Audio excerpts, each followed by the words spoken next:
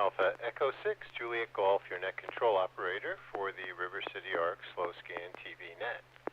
This net serves for training and practice in image transmission modes and meets Wednesday nights at 9 p.m. on the N6NA repeater on 441.30 megahertz.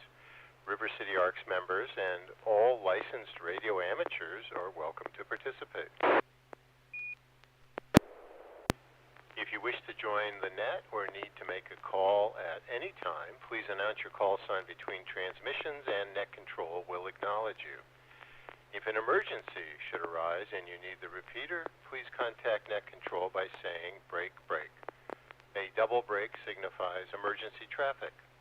The net will stand by for you until the emergency is terminated or the traffic is moved to another frequency. Stations who wish to check in are asked to respond with their full call sign using the recognized ITU phonetic alphabet and their name. I'll recognize each station before continuing.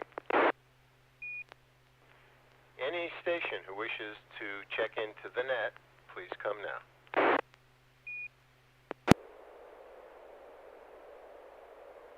Kilo India 1, Tango Tango Yankee, Jen, Land Park. N6YG.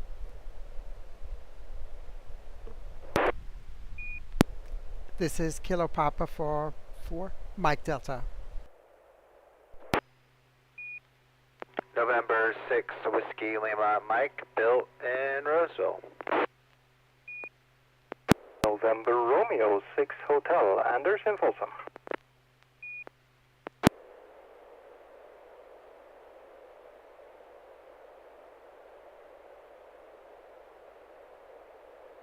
Well, that's a nice sounding group, starting with Jen, Kilo India 1 Tango Tango Yankee, and George, November 6, Yankee George, and Carol, Kilo Papa 4 Mike Delta, Bill, November 6, Whiskey Lima Mike, and Anders, November Romeo 6 Hotel.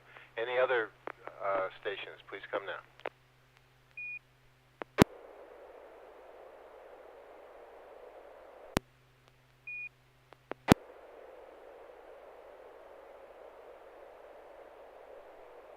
All right, I'll put myself at the end of the list. This is James, Alpha Echo 6, Juliet Golf. Jen, are you ready to share an image? November 6, Papa Golf, Quebec, late.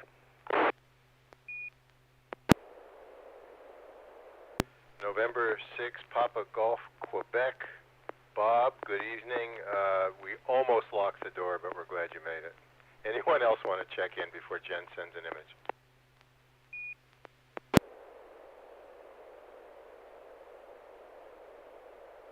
Kilo India 1 Tango Tango Yankee, go ahead.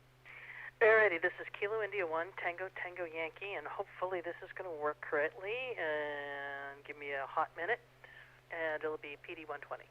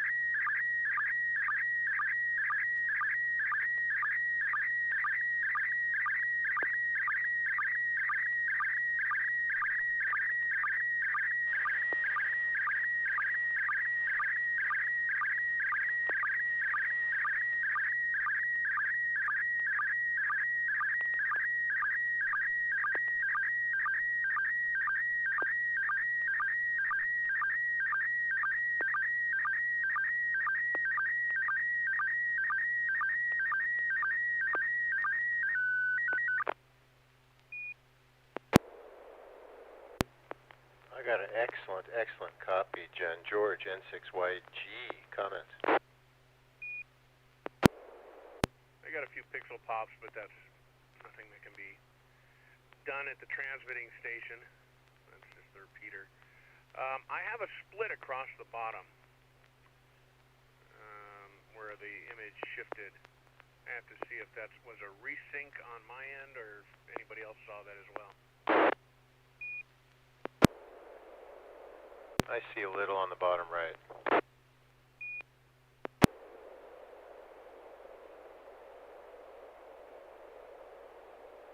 Okay.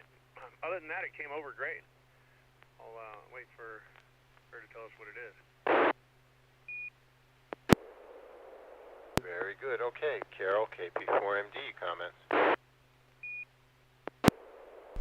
Okay, this is KP4MD. Interesting vintage equipment. Looks like possibly a receiver on the top left, and a close-up of the Magic Eye tube there, tuning indicator in the lower left-hand corner. I think I maybe just have about a dozen pixel pops here, but I have a little bit of like a cross-hatching diagonals from the upper left to the lower right. Very faint throughout the picture here, kind of like a just exactly like a herringbone diagonal. And then on the right side, we have what looks like a picture underneath the chassis. You see all the wiring harnesses and some tube sockets and a really long gang switch there. It looks like with ceramic sections there. Coming from the left. And down in the lower right hand corner looks like the top view of the chassis with the tubes and number of transformers and very interesting construction. I'm not exactly familiar with this equipment, but it looks like something from World War II. Back to Nets, KP4MD. Thank you, Carol. Bill, N6WLM. Yeah, Carol said most of what I was going to already say. Yeah, it looks like a receiver with a Magic Eye indicator, something vintage, much older than I've ever interacted with. I'm only familiar with the Magic Eye because I watched this really good YouTube channel called Mr. Carlson's Lab, and he restores old tube equipment. So, yeah, the wiring underneath looks new almost with that very bright orange wiring harness. So it seems like maybe somebody's done work to this and restored it. It looks like it's in pretty good shape and working order. I'm interested to hear more about what it is and how well that Magic Eye actually works. N6WLM. Thanks, Bill. This is AE6JG. Jen, tell us about this image. Kilo India 1 Tango Tango Yankee. So I was down in Mariposa last week to visit my brother and drop off 50 pounds of pinto beans, funny enough, and have him help me with a little welding project. And he had this radio sitting out, and he said, yeah, I'm going to eBay this or whatever. And I'm like, what is it? It's called a technical radio LR, so Lima Romeo Romeo -6. And it was a shortwave communications receiver. It's one of the last of them that was built, 1945, I think. And it has 3 bands, 53.53, yeah, 0.53 to 1.6, 5.4 to 9.6. Hopefully I'm getting that right, and 9.4 to 16 megahertz. It features a sophisticated logging scale and receiver works, but the tuning eye is very well. The tuning eye was actually brilliant. My brother showed me how it works, where the scale gets closer and closer until it's a line, which I've never seen before. And this particular one is original and that clean. I don't think it was rebuilt. And My brother didn't need this anchor, but it does work, and it's strictly a receiver. He thought it was on a Navy ship. It might have been used strictly for entertainment, but if it was, I think it was on a ship. And that's all I have. I just thought it was thrilling, and I loved the glowing green eye. I would have had it, but I have no space, so I didn't buy it for my brother. Anyway, back to net. This is Kilo India 1 Tango Tango Yankee. Thanks, Jen. That's really cool. That eye reminds me of something that was in the something to do with time travel, maybe Doctor Who or something similar. Thank you. Really interesting. George, N6YG, are you ready to share an image?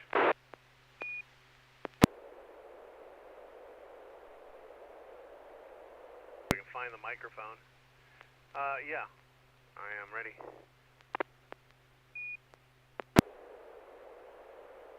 All right, go ahead.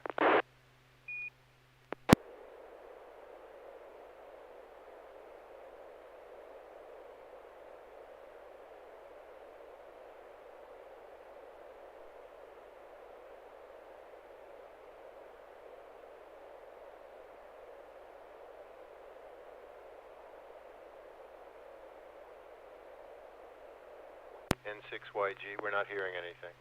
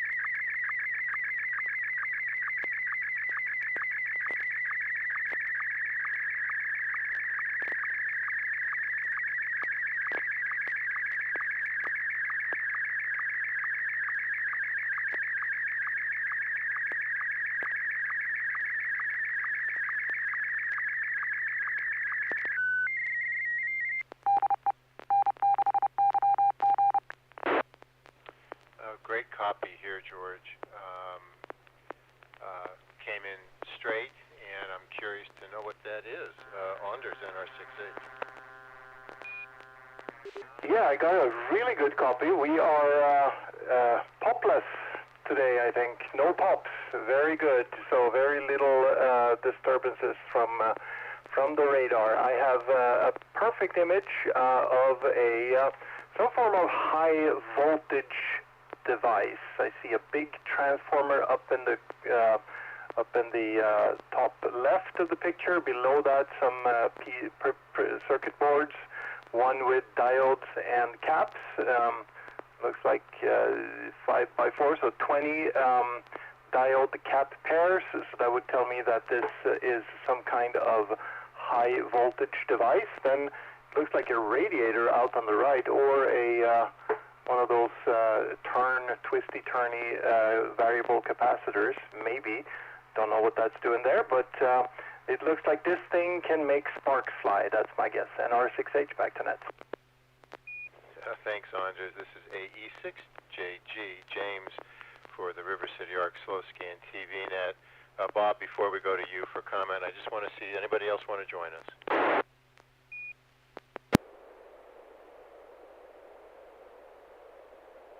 N6PGQ, go ahead. Well, it does look like a air core cheese cutter capacitor in the bottom right, and I agree that's an awful lot of amplifier there, which is what I think it is.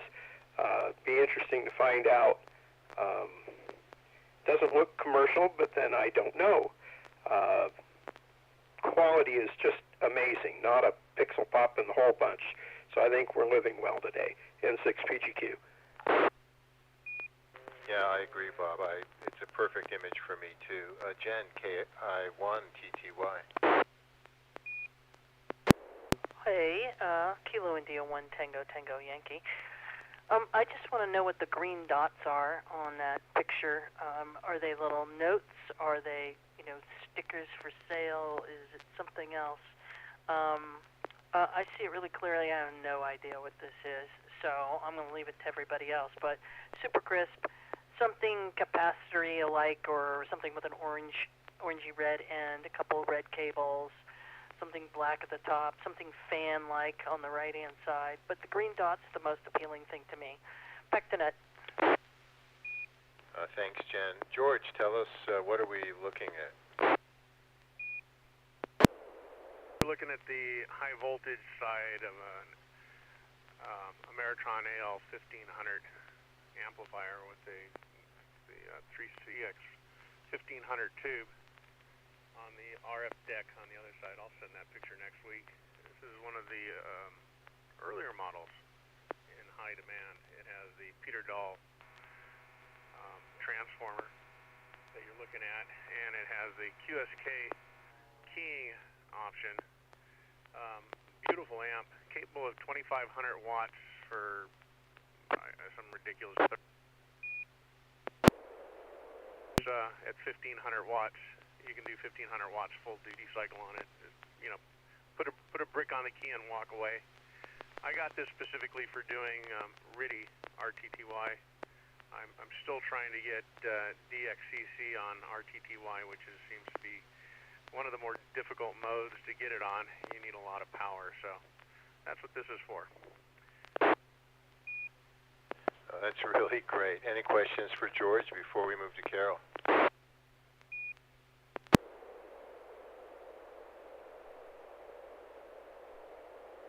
Thanks for sharing that, N6YG. This is AE6JG. Carol, KP4MD, your turn to share an image. KO6KL.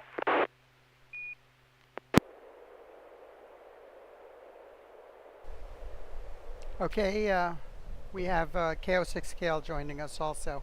So this picture is going to be PD120.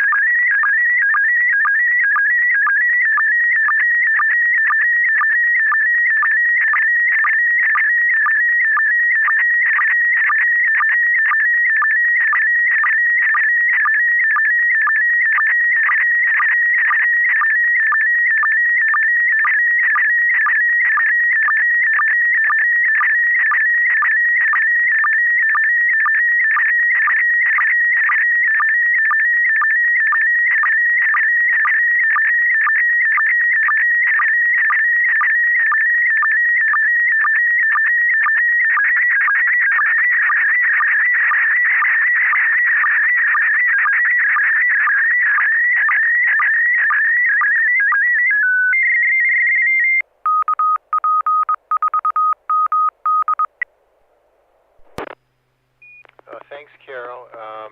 Before we go on, let me get the station, the KL station that was checking in.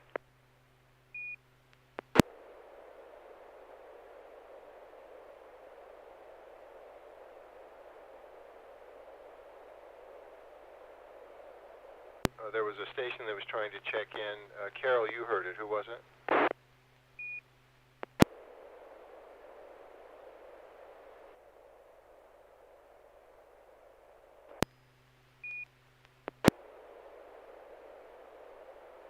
KO6KL. Are you still there?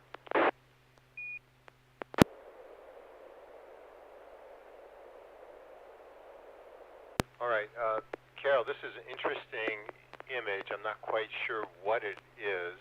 Of course, the YouTube version is perfect because it came right from you. On this image, this is the first image tonight that I've had pixel pops throughout, so very interesting, and I don't know why. Bill, N6WLM, comments? Yeah, I have a pretty decent copy. There's a slight interference band in the middle where maybe something ID'd or someone keyed down. There's an okay amount of pixel pops, but it looks like this is a some kind of SDR screen. I'm not familiar with the specific one. I see that you're at 14.074 megahertz, which is FT8, and you're in upper sideband. And I can't read the other one, DOG maybe, digital. I can't read that other yellow highlighted mode. And it looks like it's actually decoding the FT8 signals, which is that's pretty cool.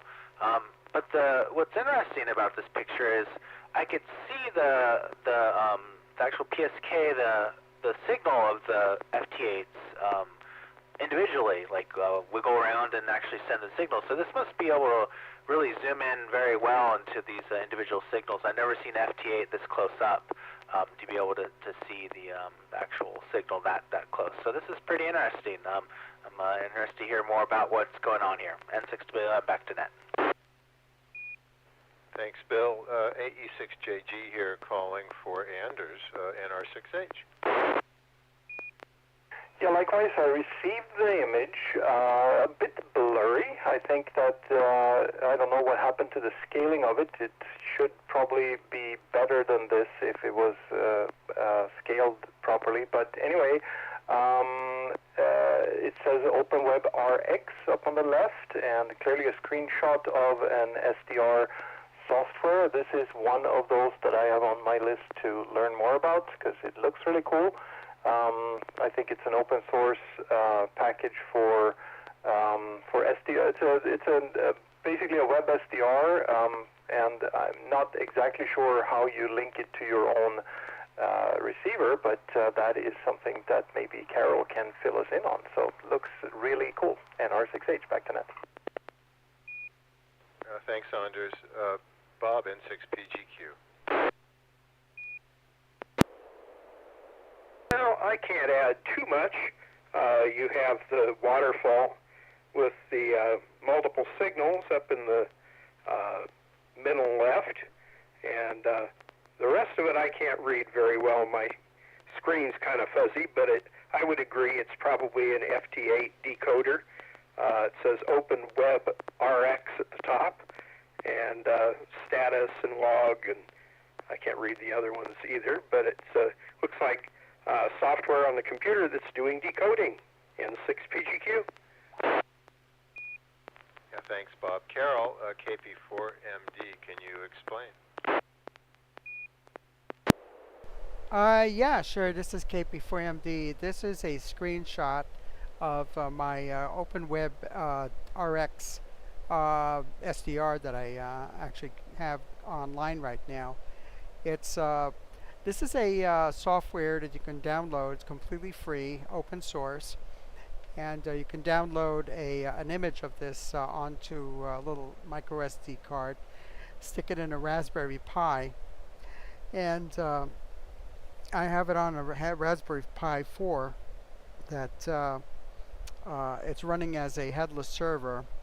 The SDR Play is plugged directly into one of the USB ports on the Raspberry Pi. and I have it running. I can access my SDR Play from any of my computers on my LAN just by putting the IP address of that server that's running on the Pi. And I also have this Pi port forwarded out to the web. So if anybody would like to log in and try their hand at this, they can do that. And let's see, yeah, the picture there is exactly what you said. It's 20 meters, 14.4074, and it's got a built-in decoding software for FT8. Yeah, it's that little panel in the lower right-hand corner is the receiver control. You can see the USB is clicked and DIG is clicked, and right to the right of DIG is a drop-down menu that has FT8 selected. It will also decode JT65, Whisper, a number of other digital formats, and it does FM, wideband FM, AM, LSB, USB, CW. The range, of course, is the entire range of the SDR Play, and I have it set up that you could pull up any profile all the way from 500 kilohertz up to 900 megahertz. Have it hooked up to two separate antennas. One is my 40 meter loop I use for all of the HF going up to about 54 megahertz. And then above 88 megahertz I have an amplified bow tie antenna on the roof there. So it does pretty well picking up on VHF and UHF. So I've got all the ham bands from 80 meters up through 33 centimeters programmed in there as well as general coverage bands. And if you want to try your hands at it, you could certainly go on there now. Let me drop it a moment.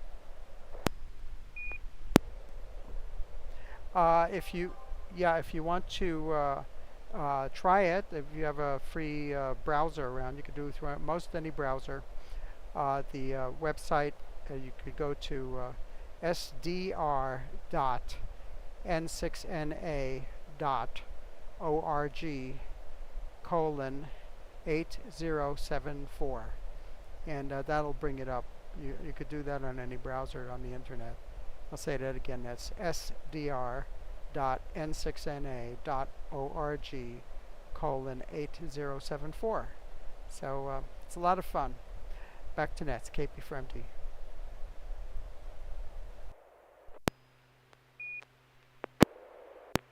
Thanks, Carol. I think everybody will probably give it a try this evening as we're waiting for images to load. Any questions for Carol before we move to Bill?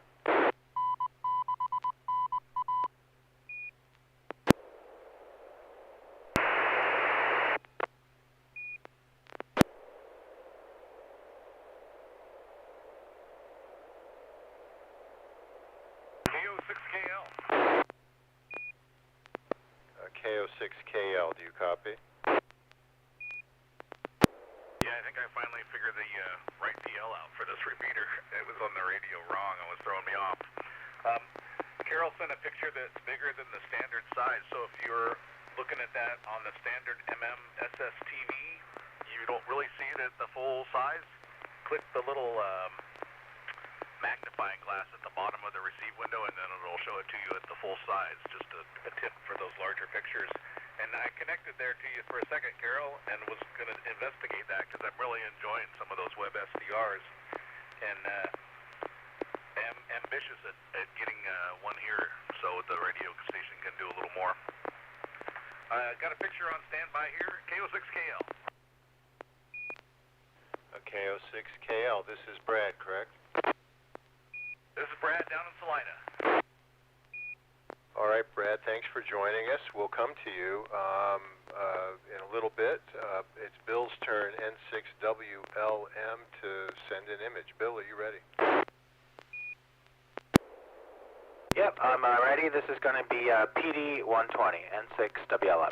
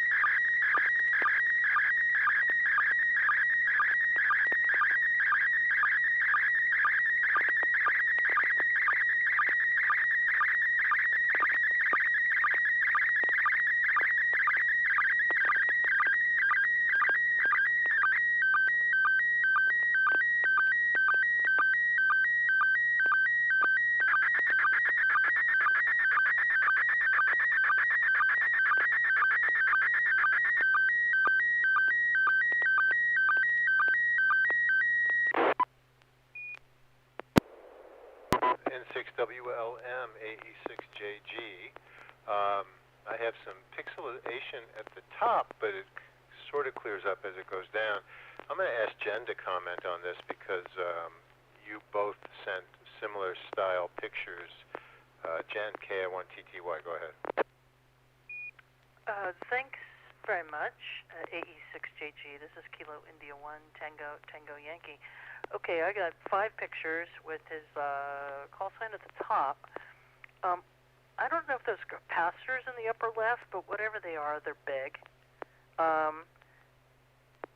It looks like some things in, well, it looks like a bunch of capacitors, but again, I don't know. 2B things on the lower right, case with the insides, upper left, and I don't know, and lower right, a circuit board with objects, they aren't on it. It's pretty clear for me, just pixel pops like you said at the top, and that's about it. This is Kilo India 1 Tango Yankee, back to net. Thanks, Jen. Anders, NR6H, comments? So again, a good picture, but with some pixel pops. I see 4 images. I don't know what Jen counted 5 there, but maybe the text up and lower are also images. But yeah, I only see 4. And it looks like somebody did a refurb on the power supply part of a boat anchor style device. Top left there we see the RF jack on the device, and then some capacitors that looks like they're leaking, which is fun because you can use those as little bombs. You plug them in backwards and they say poof. I did that when I ran out of fireworks when I was a kid. And the bottom left, we see the power supply part, I'm guessing before refurb, and then it's replaced by a super modern glass fiber based or fiberglass based PCB in green with black modern capacitors on it down on the right hand side. So looks good. NR6H, back to net. Thanks, Anders. You had an interesting childhood, if that's what you used to do with capacitors. Bill, N6WLM, tell us about the image. Yeah, it's funny. It's kind of a mix between Jen's style format of the collage and George's amplifier. So this is a Collins 30L1 amplifier. And I've been playing around with it for a while now, and the other day I noticed that the voltage dropped on it, and then there was a fun pop and smoke that happened. So I let the smoke out. The top left picture you can see that is the capacitor board for the amplifier, and there's some resistors that are popping out there. Broken in half and very crispy, so it's one of those there's your problem situations. The bottom left picture you can see before I pulled out the capacitor board. It's hard to probably make it out, but it looks like popcorn on the ends there where the paper comes out, where it's protruding out of the capacitor's protruding, and yeah, it kind of blew up there. So there's the replacement board on the bottom right. This is from Harbach's Electronics, Whiskey 8's CQ. He makes these boards, replacement boards you could drop in. It's about $5 more than the fake Chinese ones, so I went with this. You solder it together, so that was me soldering it together, and then the top right photo is it installed. Sadly, I haven't been able to test my work yet, though, since I'm still waiting for those resistors that blew up. Part of the instructions are you're supposed to reuse them, so those are on order from Mouser and should come tomorrow. And I'll pop those in and see if I did a good job or not. But I'm worried there's going to be more damage once I do get it turned on. But once the voltage is back to 2,000 volts, I'll have a better chance of fixing the rest of the issues that may happen from this the smoke being let go. So that's what's on my bench right now, and that's it. N6WLM, back to that. Comment. Thanks, Bill. N6WLM, this is AE6JG. We had a comment. Yeah, I'm trying to remember. 572Bs on that amplifier? Well, yes, you can run it with the 572s, but I have 811As in mind, 4 of them. That's right. All right. Yeah, I knew exactly what I was looking at when I saw this. I just couldn't remember the exact tubes. So you have on the front, you look at that top right-hand picture, the capacitor board and the power supply, or the transformer. That's your power deck in your high voltage section, and then right across from it, behind it, is the RF deck. And then off to the back side of it, you see a cross member, another isolated chamber. That's the tuned input section, which clearly tells you that you're dealing with an amplifier. N6YG. Thanks, George. N6YG. All right, Anders, are you ready to share an image? I think so. We'll try. PD 120.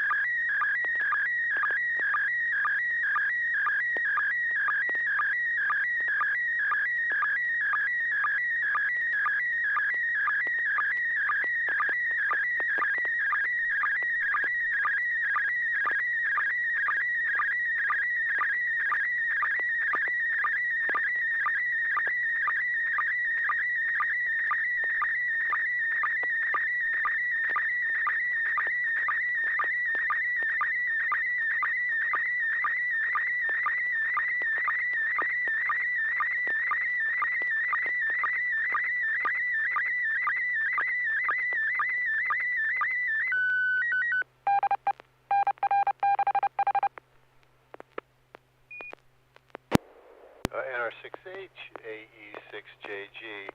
Well, I got an excellent image transmitted here. Looks like a manual crank backup generator. That's what that is. Bob, N6PGQ. What do you think? Boy, the only thing I can recognize is the bug in the bottom left corner. I'm trying to figure out what the heck everything is. I honestly don't know. We got hot dogs on the right, and some kind of device with a crank on it might open up a container of sorts, and wooden box on the side with maybe a lens on it. Boy, I'm not doing well at identifying it. It's going to be interesting to find out what it is. N6PGQ. N6PGQ, thanks. KO6KL, what do you think? I think maybe that thing dispenses wire, like wire antenna. You roll it to the right length, and then, just a guess, KO6KL. Oh, that's a good guess, Brad. Okay, Anders, tell us, NR6H. Oh, I really thought that Bob would pick this one right away. The two things, the two main objects here, the wooden thing on the left and the metal thing on the right, are film cameras, movie cameras. The bug is there for size, I guess.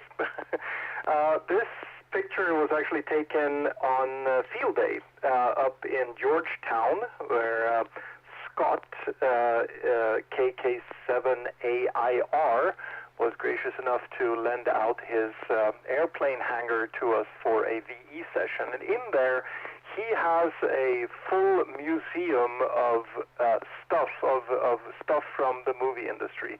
And this is kind of where the little story starts with him. The wooden camera there is one of the very, very, very early movie cameras in wood. And the way I picked up the story, he told the whole thing, and I only remember bits and pieces of it. But the way he told the story is that the guys were using that wooden camera, and everything was good. And then somebody took it to a very humid and jungle-like climate, and bugs started eating on it. So termites basically destroyed it. So this guy came home, and I think his name was Akeley. So he came home and he said, I got to build something better. So he built one out of metal. So the round thing is his first movie camera, motion picture camera with that was made out of metal. And that thing was used in World War I to take war movies, and it was also used later. So this is early 1900s, second decade in 1900s. So yeah, that's the story. And R6H, back to Nets. Oh, thanks, Anders. Now that I look at it, I guess we should have figured that out, particularly Bob. Hey, Bob, it's your turn to share an image.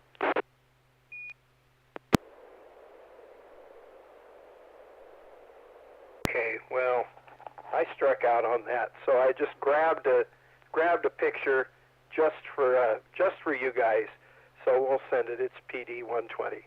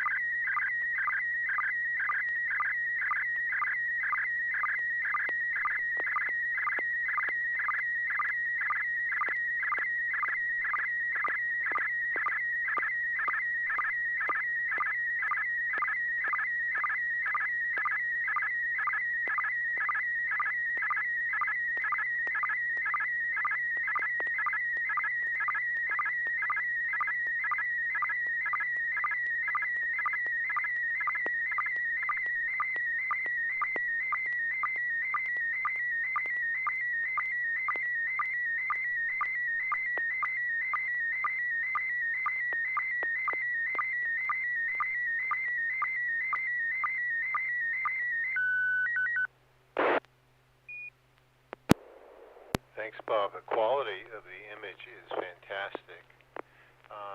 It looks like a really old blade from our Norelco shaver. George, N6YG, comments?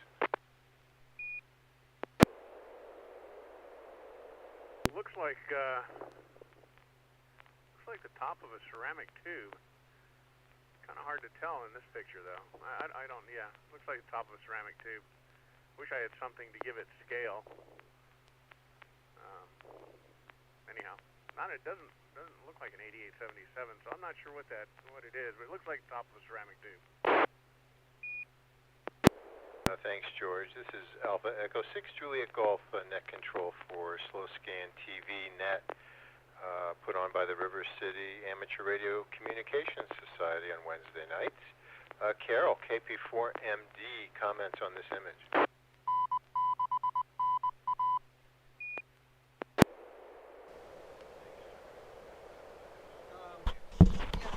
KP4MD, just nice view looking down the diffuser fins there of a power tube. I have no idea what tube that is, but came through nice and clear, and I didn't see hardly any pixel pops. That's all I can say. Back to net. Carol, Bob N6PGQ, can you confirm what we're looking at? And again, the image is the best image of the night, honestly, for me. Okay, well, finally I didn't get an answer that I was hunting for. So after looking at the movie cameras, which skunked me, I ran in the living room and got, if you can read it, in the gray part right before the middle, says unlock and lock, and at the bottom it says Eastman Kodak Company. And what it is a carousel slide tray. And I had it out because I'm using up a roll of slide film that I'm going to project. And so I'm getting back into analog stuff. And so this is a fairly recent camera piece of equipment. So maybe next week I'll find an older one just to go along with our movie projectors. N6PGQ. My first reaction was, that is an old slide tray. I should have stuck to my guns. Thanks, Bob. Brad, K06KL, are you sharing a picture tonight? Oh, sure, I got lots of pictures, but I'm not used to your laid-back style that you have here. I'm more of the 20-meter slow-scan TV guy trying to dodge the single sideband going on. The reception down here is really unique tonight. The signal is going almost completely fading out and to 5.9, and I'm listening on several antennas trying to stay tuned in. Mostly the high-altitude antenna is working, but at a couple of times the lower antenna was working better. Kind of interesting. I'm going to just shoot you guys a picture in the little smaller format. Does anybody need to know the format? We should be able to see it, but go ahead and tell us before you transmit. I'm just going to go PD90, Papa Delta 90. Copy. Okay, Brad, go ahead. Let's see how it does.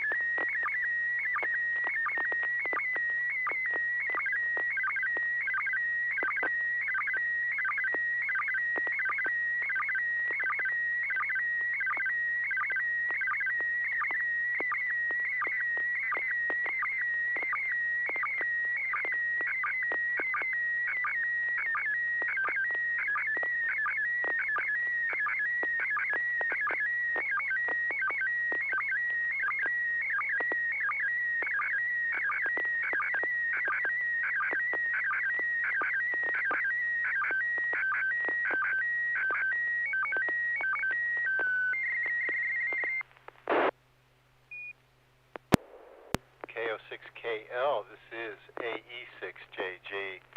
Well, given the distance, I'm really impressed. I have pixel pops throughout.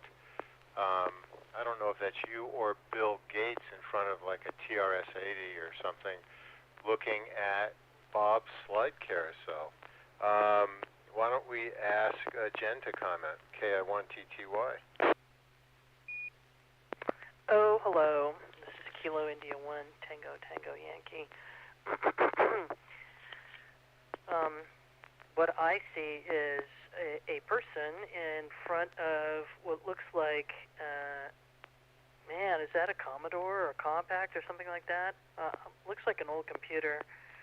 Maybe there's floppy drives, I don't know.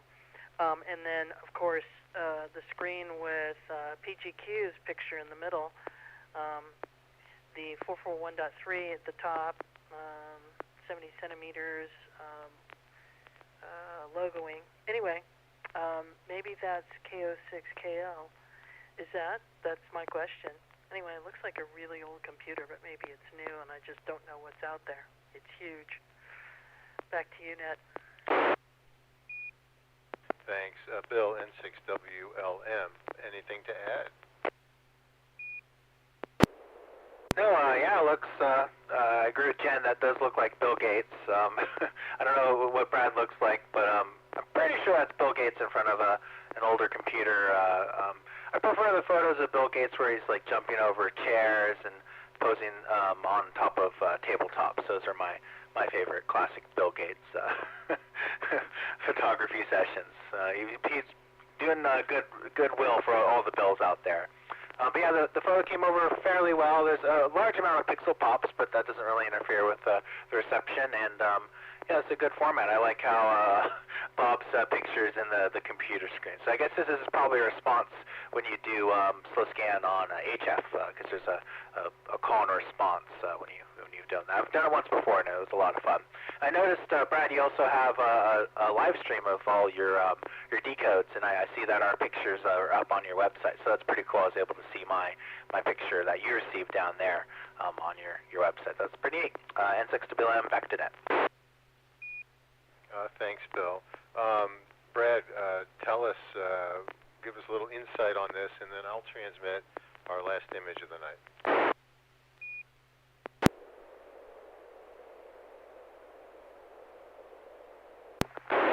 Okay, I wasn't sure if I was going to make the machine. It literally faded out on the vertical, and I was on the horizontal. This is a Radio Shack advertisement for the very early and very fast for the time Tandy 2000 computer with an 8286 at 8 megacycles. And Bill Gates had just released the Microsoft operating system for it, Microsoft 021102, way before Windows. And I think part of having him in the advertisement showed the operating system support for this computer. So there's one like that. I guess maybe they even paid him or was part of the deal. And then there's another one with Bill Bixby with the same computer. And this is my first computer when I was 21 or something. I had to actually get a loan and get my boss to co-sign so I could buy that thing. But I was very happy with it at the time. A Tandy 2000. K06KL. And thank you. You guys are very enjoyable for a Wednesday night. Thanks, Brad. We appreciate it. That's great. So rarely am I right or almost correct. So I said TRS-80. Let me ask, was this the computer after the TRS-80? It was in the TRS-80 line and probably the most business-like one at the top there. I don't know. There were other ones, the Model 16 and 6000 with other processors. We saw those at the radio station at work as office machines. But this was like right before IBM PC compatible became the most important thing. And it had a lot of similar features, and it was faster and cheaper, so I got that. And it was allowed me to develop the software I was working on. But it would have been smarter to put that money in a PC. But they just weren't there yet. They weren't. This was the first one. Copy that. Thanks very much, Brad. All right, I'm going to transmit our last image. It'll be, let me check. What is it going to be? PD 120. Here we go.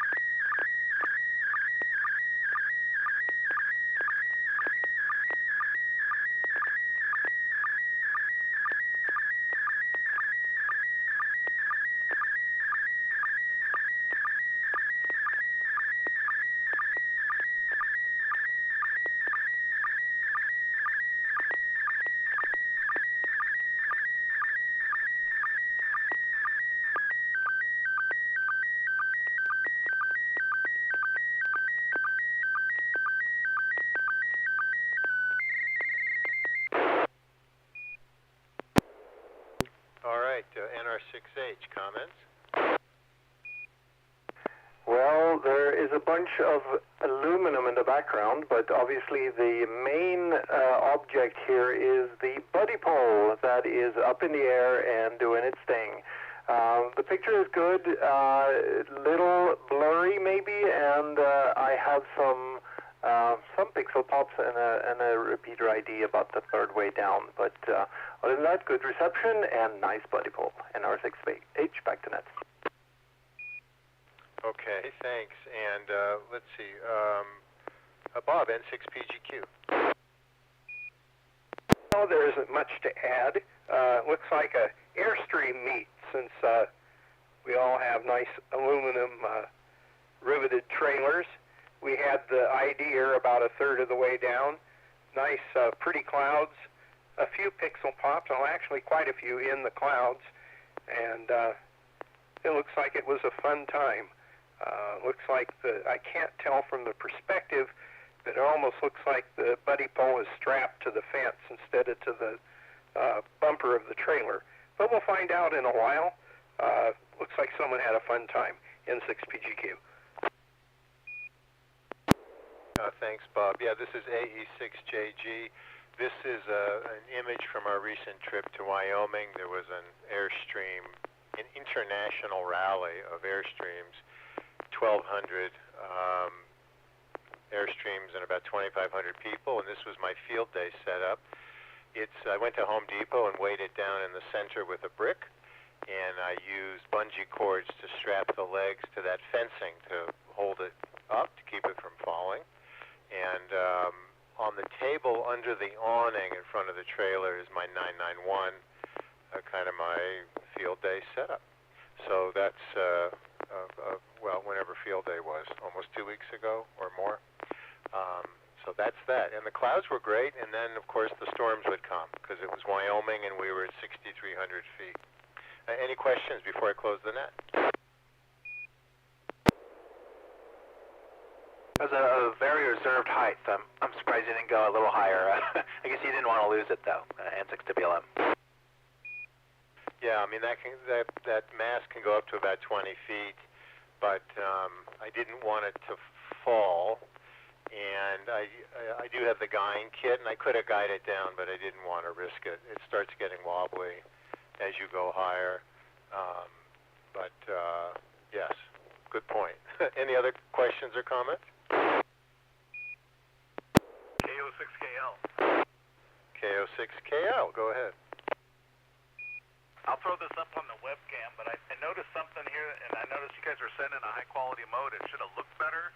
And I got to thinking about it, and I think that PL tone from the repeater is causing some hashing in the picture. So right at the end of your picture, I figured that out and turned it on, and I think it went away, but the picture changes a lot, so it might not be as obvious. But I'm going to put that up on the webcam, and you can see what I'm talking about. But in the sky sequence, I'm getting a lot of hashing, like I'm looking at it on my phone, taking a picture of a TV screen. I think it's called anti-aliasing. And then when I turned on my low filter and I cut out everything below 800 hertz, the picture started improving. So we got rid of that voice stuff that's not part of the picture. And I think the PL tone's probably part of that noise.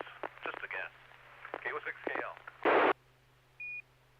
Thanks, Brad. Yeah, I see the hashing. I see it quite often. So and I'm not expert enough to know if anybody else wants to comment on that before I close the net, starting with Carol. KP4MD.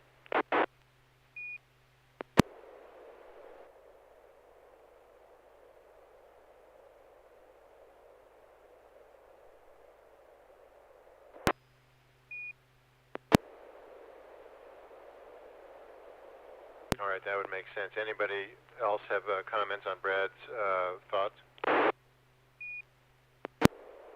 Notice that, actually I should say, yeah, I do. Go ahead. I've noticed that hashing as well. It seems to be more dominant in the PD modes, which is why I went over to Martin. But yeah, you may be right, and I do believe MMS TV does have a low-pass filter, or definable filters that you can use. Hey, that's a great idea, because you can, on the waterfall part on the right, you can right-click the mouse where you want a notch to go, so you might even be able to notch that.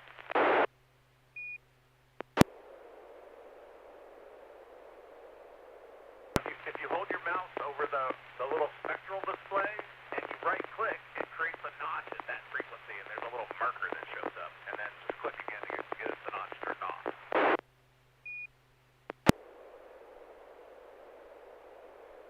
Well, I didn't know that. That's very interesting. I guess we can experiment with that. Any other thoughts, comments, suggestions before I close the net?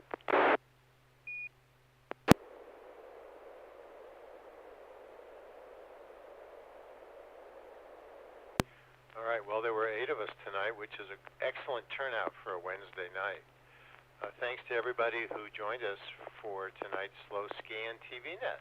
We hope to see you again next Wednesday at 9 p.m.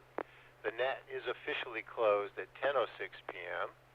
This is James Alpha Echo 6 Juliet Golf wishing all of you a really good evening. 73. Thanks, James.